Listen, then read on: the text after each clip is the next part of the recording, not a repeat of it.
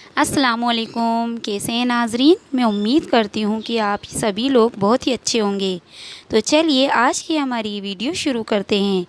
کیا کھڑے ہو کر پیشاب کرنے سے انسان ناپاک ہو جاتا ہے؟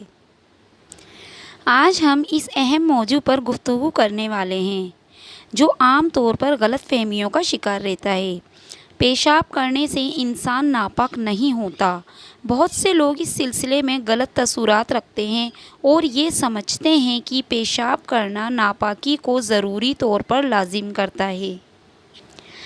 ہماری آج کی گفتگو اسی بارے میں ہوگی۔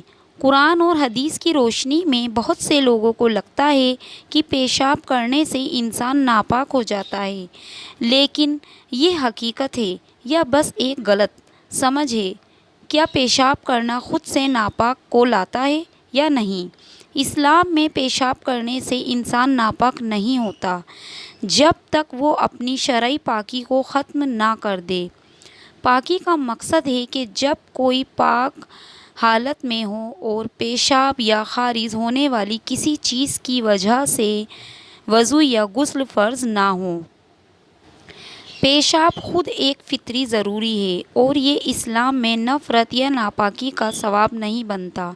جب کسی کو یہ کہا جاتا ہے کہ پیشاب کرنے کے بعد تم ناپاک ہو گئے، تو آخر اس کا مطلب کیا ہوتا ہے؟ اس سے مراد یہ ہے کہ آپ کی ہمت یا وضو ٹوٹ گیا۔ یہ یاد رکھیے، وضو کا ٹوٹنا اور ناپاک ہو جانا دو مختلف چیزیں ہیں۔ وضو کا ٹوٹنا پاکی کی حالت سے ختم ہونا ہے، لیکن جب تک پیشاب کپڑوں یا جسم پر نہیں لگتا انسان ناپاک نہیں ہوتا ہے۔ صرف وضو ٹوٹ جاتا ہے جو ایک پاک عبادت کے لیے ضروری ہے۔ قرآن اور حدیث کی دلیل: آپ نے قرآن و حدیث کی روشنی میں کچھ مثالیں بھی دیکھی ہیں تاکہ یہ بات واضح ہو جائے۔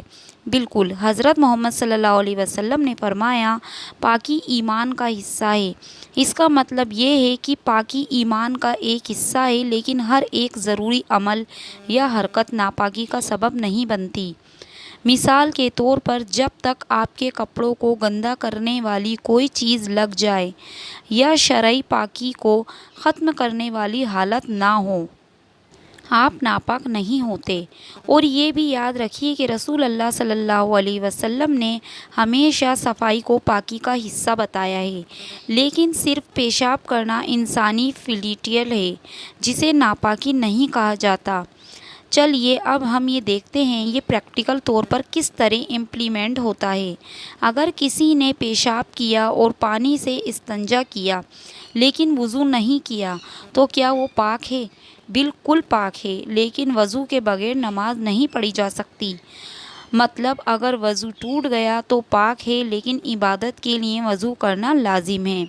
تو دوستو، آج ہم نے یہ سیکھا کہ پیشاب کرنے سے ناپاکی کا مطلب یہ نہیں کہ انسان ناپاک ہو گیا۔ اسلام ایک دن کا نظام نہیں بلکہ ایک مکمل زندگی گزارنے کا طریقہ ہے۔ اس لیے صرف پیشاب کرنا ناپاکی نہیں لاتا، بلکہ وضو ٹوٹنے کا مطلب ہوتا ہے کہ آپ نے عبادت کے لیے پاک کرنے کی ضرورت ہے۔ بالکل ہر کی چھوٹی سی بات کو قرآن و حدیث کی روشنی میں دیکھنا چاہیے تاکہ ہمارے دین کا اصل مطلب سمجھ میں آ سکے۔ دوستو، امید ہے کہ آپ کو یہ ویڈیو پسند آئی ہوگی۔ مزید دین اور اسلام کے مطابق گفتگو کے لیے ہمارے چینل کو سبسکرائب کیجیے اور پلیز آپ لوگ اسے آگے شیئر کیجیے تاکہ جن لوگوں کے لیے یہ غلط فہمی ہے کہ پیشاب کرنے سے یا پیشاب لگ جانے سے انسان ناپاک ہو جاتا ہے، وہ غلط فہمی بھی دور ہو جائے۔ تب تک کے لیے اللہ حافظ۔